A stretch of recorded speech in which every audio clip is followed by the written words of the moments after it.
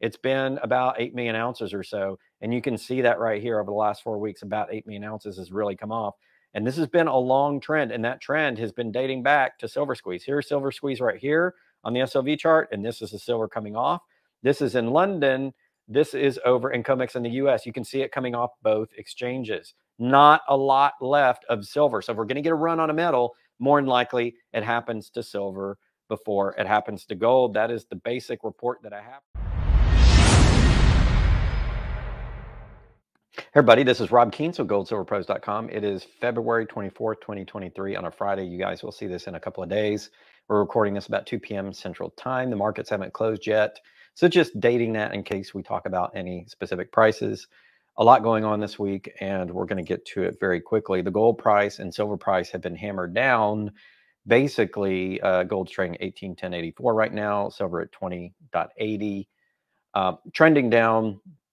In the last week, they've been routed for the most part because of what we see as maybe mildly positive economic data.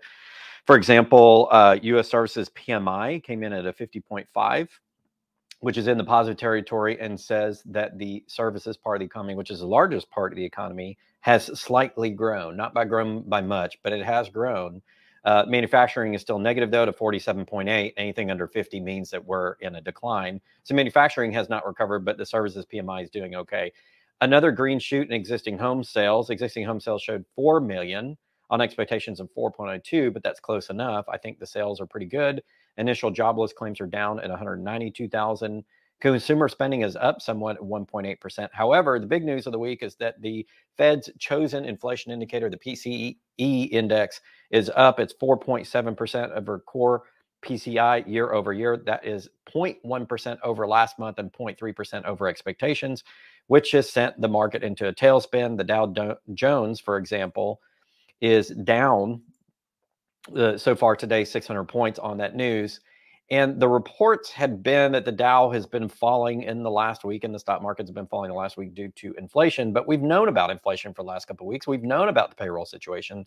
So I'm not actually buying into the fact that that's what's causing the markets to fall. I think the markets are falling because the core economic data is not great. Even though I just told you we've had some green shoots and some positivity this week, we've just had 6 months of negative data. And I think that's probably why the markets are going through a lot of volatility right now. The Dow, the S&P 500, NASDAQ, and Russell 2K are all down over 1%, or right at 1% or over 1% at the time that I'm reading this. But what really concerns me, ladies and gentlemen, are the bonds.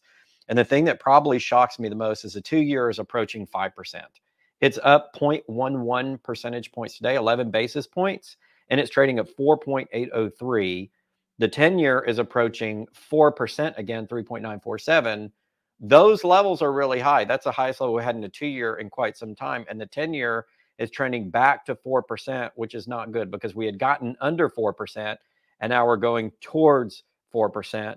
On the 2-year, the 4.801 is the highest rate I have seen since dating back to the right before the crisis in 2007. The last time that we were at this level was in March of 2007. We traded at 4.8707. Right now, we're at 4.8101. So that is a, goodness gracious, that is a 16-year high in the U.S. 2-year Treasury rate. And lest we think that the 2-year Treasuries are under problem or under pressure, let's take a look at the high yield bond funds, or junk bonds, if you will. It's approaching 9%, the U.S. corporate high yield index. That's the highest it's been since the first round of the pandemic, when it was 11.7%. So we're at about that panic level again in the junk bond market, which is not a good sign. It means that the economy is pricing in further trouble ahead. And that's something that you guys need to know. We're going to get into the gold and silver part of the presentation. So I will share a screen on that, and we will talk through what's going on. Now, we do not have the CFTC COT data. CFTC has announced that that data will no longer be available, and I mistakenly just closed that special announcement. But if we look at the special announcement, it says the staff of the CFTC today released the following statement to update the public on reporting delays due to the cyber-related incident Ion Clear Derivatives. And quote, following the Ion cyber-related incident, reporting firms are continuing to experience some issues submitting timely and accurate data to the CFTC. As a result, the weekly commitments of traders report that normally would have been published on Friday, February 17th will be postponed. And in another announcement by the CFTC last week, they mentioned it may be March before we get that. So if we go to the trades, one thing we don't know, who's trading what. I cannot tell you who is shorting gold right now and why it's coming down. We don't have that data available. All we can do is look at the data. If you look at the data, if you look at a volume chart, we've had a spike in volume lately, and that has led to increased selling pressure. We've had a modest amount of deliveries, but we've had a ton of VFPs. So for whatever reason, we're having a lot of activity on the gold market in the US on the COMEX, but all of the delivery activity is actually going to London. That's because February is not a heavy delivery month. So people are taking deliveries against the April contract, or they're getting price exposure into London because February is not a high delivery month. What does that mean? It means that right now people want physical gold and they want physical silver, but because February is not a big delivery month on the COMEX, they're not able to get it. So they use EFP to go to London to get that exposure. Okay. And that's what's happening. So that's a sign that we continue to have a lot of physical demand. If we look over at the settlements and at the pricing, as of Friday's data, we were down $10 to 1817.30 on the dominant contract. You can tell by the number of contracts on volume which one is the dominant. And the reason you see multiple months prices here is because this is a futures market. So people are taking futures positions or paper positions on the market. This is not physical delivery, and that's how price is determined, in case you were not aware of that. Looking at Thursday's data, much the same. April is the dominant contract month in gold, down $14.70 in price. Again, we don't know who, because that COT data is not available. Looking over to silver, same thing. We've had a spike in open interest the last few days, 21st to the 23rd of February, especially the 21st. And if you look at the 21st data, I'm guessing that the price came way down. So let's do that real quick. We're looking at Tuesday, the 21st. And actually, we had an update of 16 cents and 60 cents on the dominant May contract. March is no longer the dominant contract. It looks like here in terms of volume, or in terms of open positions, it is in volume, but it looks like people are already rolling over to May. I should correct myself there. Overall, it's looking fairly weak in the silver market. Prices are down almost 50 cents early on today's trading day. This is Friday's data, down almost 50 cents on about 50,000 contracts trading on the May contract. So continued pressure on gold and silver in the derivative market, the paper market, but the physical market is very strong. As you can tell, this is the amount of gold that has flown off the COMEX in the last 4 weeks. It is over about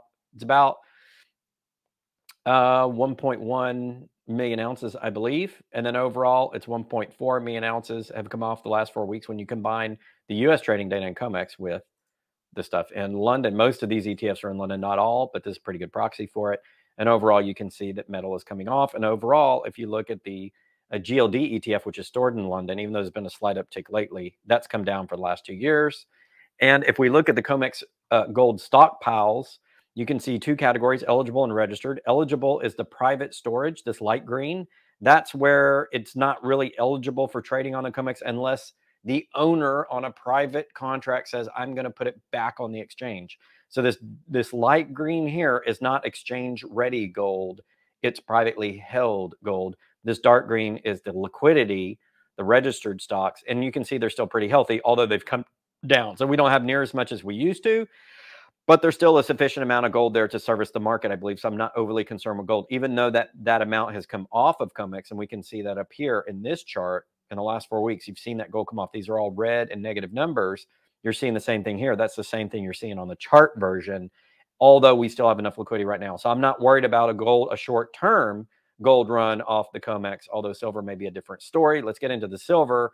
This is silver, and on COMEX, silver has lost about 8 to 9 million ounces over the last 4 weeks. 3 million overall, so about 5 to 6 million have come in total into London, according to this chart over the last 4 weeks. So London has seen a little bit more of inflow of silver, whereas COMEX in the US has seen an outflow. And again, this is the London numbers because this is SLV. Most of this is stored in London. The London numbers have come down since Silver Squeeze. This is Silver Squeeze right here, and they have not come up, although there's been a slight uptick recently. So we've seen a little bit of gold and silver move back on the COMEX lately, although the overall amounts are down, as you can see here. Again, the light green is privately held, not eligible for delivery on the COMEX. Not eligible, this light green. Now, it could be if the private holder of that holding it on the depository decided to say, yes, I'm going to put it back in trading. But that means they need to have clear title. It cannot belong to anybody else, and we don't know if that's the case. And the CME Group and the CFTC have both come out and said in a memorandum, I think 2 years ago, that they're not sure how much of this eligible could come back on the market because it's privately owned. They said maybe it's 50%. We could say whatever percentage we want because we don't know all the private contracts governing that. This dark green is the liquid put up for potential delivery on the marketplace. Doesn't mean it all needs to be delivered. It's eligible for, but that's actually called registered stocks, not eligible. I know it's confusing, but this dark green basically represents liquidity, both in silver and gold. And we have declining liquidity in silver. And so I think that we could be near a run. Look at this. And if you look at silver depositories, what's come off the last 4 weeks over COMEX, it's been about 8 million ounces or so. And you can see that right here over the last 4 weeks, about 8 million ounces has really come off. And this has been a long trend. And that trend has been dating back to silver squeeze. Here's silver squeeze right here on the SLV chart. And this is the silver coming off.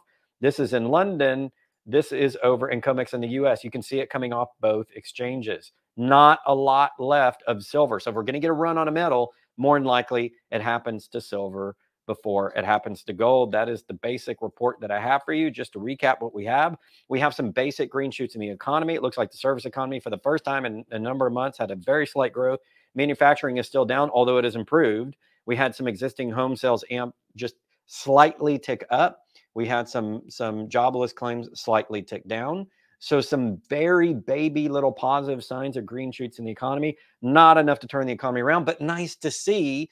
And that's part of the reason gold and silver are falling, although we can't tell you who is causing gold and silver to fall because, again, we haven't had that COT report in a month. It's been a calendar month since January 24th, and we've had a commitment returns report from the CFTC. Again, we don't know when we're going to get that, so I can't tell you who's doing what on the gold and silver markets, but obviously there's a lot of selling pressure there. Now, the question is, what about the physical? Physical, I think deliveries have been strong. I have connections to a lot of retailers and wholesalers who are telling me physical deliveries ticked up just a bit, although January was down. So January was a somewhat down month in terms of physical deliveries across the wholesale and retail sector. It started to rebound in February, but we're going to have to see what happens with the numbers. And as I've been saying now for about a month and a half, let's get all the earnings reports out and get the year-end results out for all of these companies, because you got year-end reporting coming up in March, and we'll see how they're doing. And as they announce their plans for additional spending or job and wage cuts, we're going to see what happens. And that will tell us probably what will happen the rest of the first quarter. Also, let you know, the Fed came out and they were a little bit more soft on raising interest rates. We think now the next interest rate raise may only be 0.25% to get them to that magical 5% level. Now, some of the Fed members, different branch members, want to continue above 5%. Some have said they want to get it closer to inflation. Some said we want to have a permanent increase to the Fed's target rate from 2% to maybe 3 or 4. So I think the Fed is gearing up to deal with what I call structural inflation, which is inflation in a system that's not going away anytime soon. And I think it may be here to stay for the next 2 to 3 years. Now, we will have competing cycles of inflation and deflation as we go through this process. And eventually we'll have probably a big rollover in the economy at some point.